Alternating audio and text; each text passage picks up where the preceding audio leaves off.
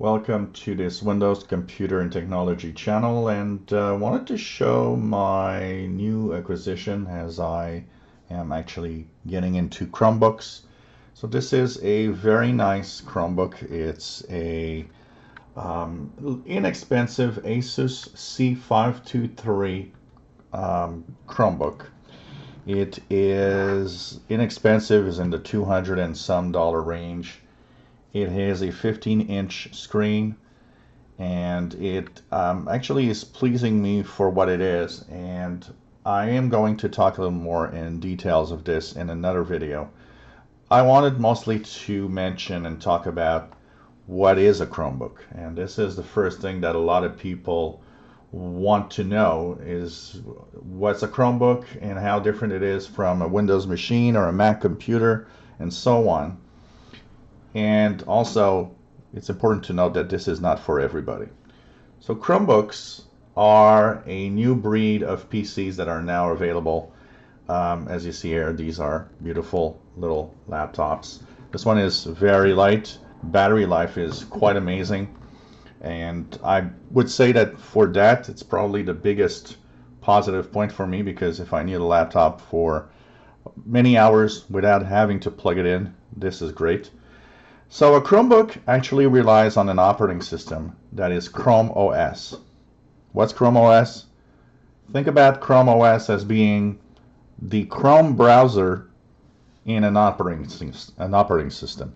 So basically what happens is that you are running a web-based, pretty much cloud-based device mostly. It has a very small footprint, so the operating system doesn't take a lot of space, doesn't need a lot of power. Some run on Intel chips. This one does run on an Intel Celeron chip. Some run on ARM processors, depending on what you have. And they are made for a very specific kind of person.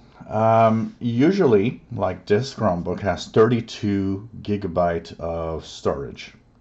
Now you're going to say, well, whoa, I have a laptop with Windows or a Mac with 512 or 1 terabyte.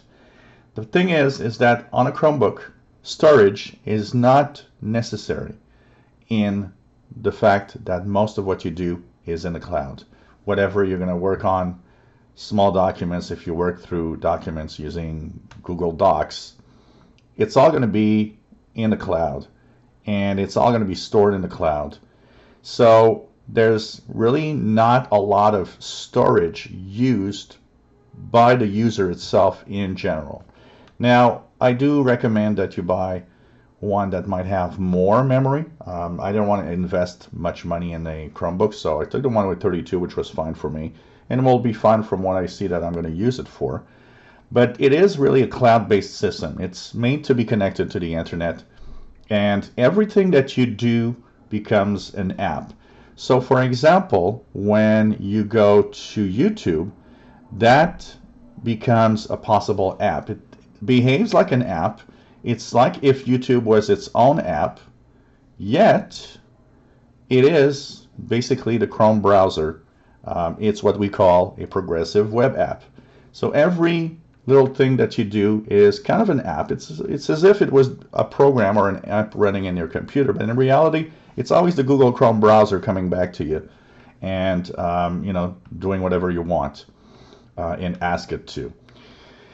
It is nice because a low-end Chromebook actually is quite fast in general. It boots up real fast. It doesn't require a lot of power. Battery life is amazing. These are the positive points of Chromebooks. Now, when we talk about that, there must be negative points of Chromebooks. Yes, this is because this is not running Windows or an operating system like Windows or Mac OS 10 or even Linux. It is very limited in what you'll do. Yes, you do have access to the Google Play Store, but even that is limited. It's not, like you won't get everything necessarily. And a lot of apps actually will behave as if you were in a phone. So they take just, a small percentage of the screen. So it's not the best experience. You have to take apps that do have the capability of using a big screen. So what's happening is this is not for everyone. This is for somebody that typically will mostly do online stuff, browse the web, email, light docs. So you have Google Docs, for example, or you can use the online services of Microsoft 365 for the for Microsoft Office, which is light versions of the Word, Excel, and so on. But because it is and needs to be mostly connected all the time, this is a different breed of machine.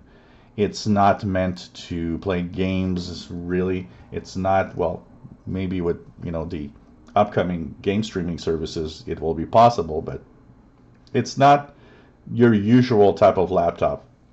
People that talk about how they didn't like the Chromebooks, or it's like, well, I hate this, is because they expect a Chromebook to act like a PC, where you install your favorite programs, you do your favorite things, you store stuff on the computer, you save your music, and so on.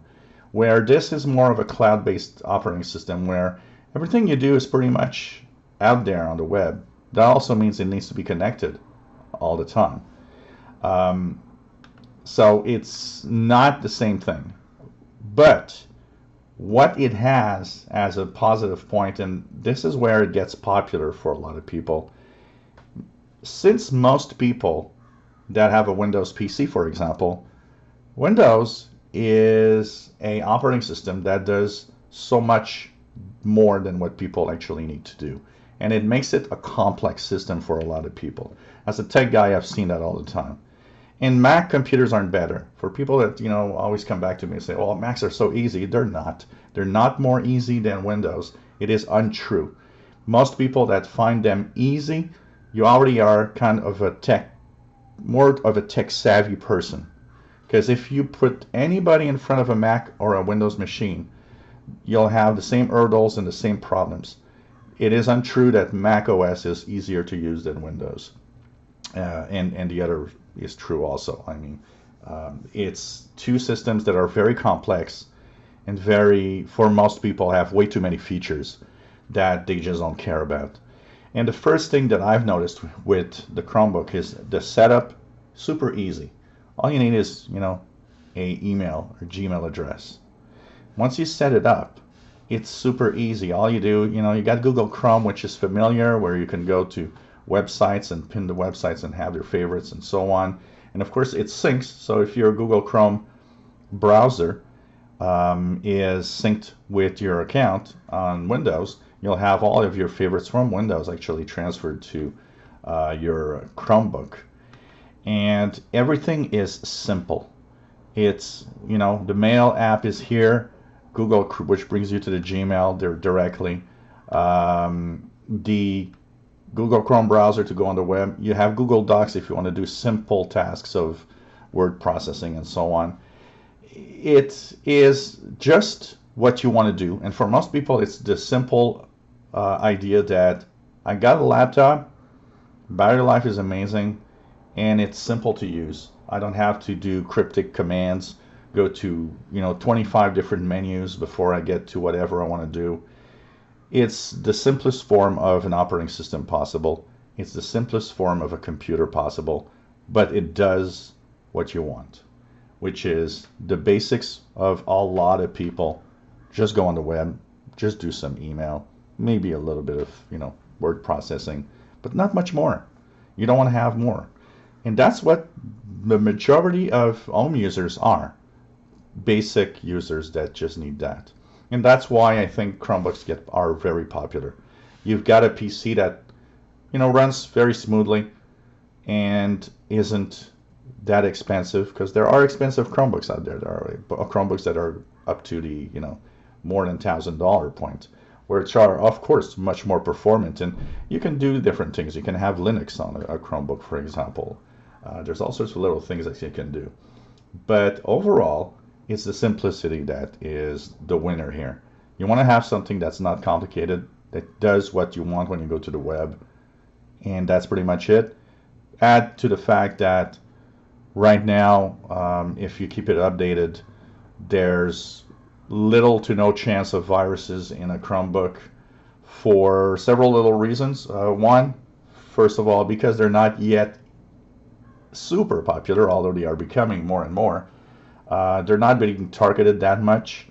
But also, each process, if you go to a web page here and you go to another web page, say on YouTube, each process that you see here is unique and its own sandbox.